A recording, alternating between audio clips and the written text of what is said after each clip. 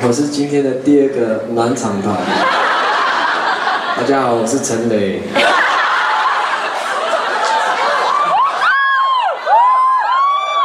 我记得好。啊，这样有没有海边的孩子的感觉啊？有。还是变陈磊了？还陈磊去海边的。不要破坏刚刚好不容易培养的气氛。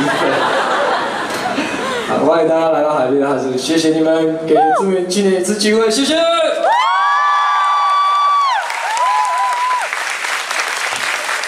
我爸爸说要做3次，然后所以才要办这样的表演。你们的钱，谢谢你们了。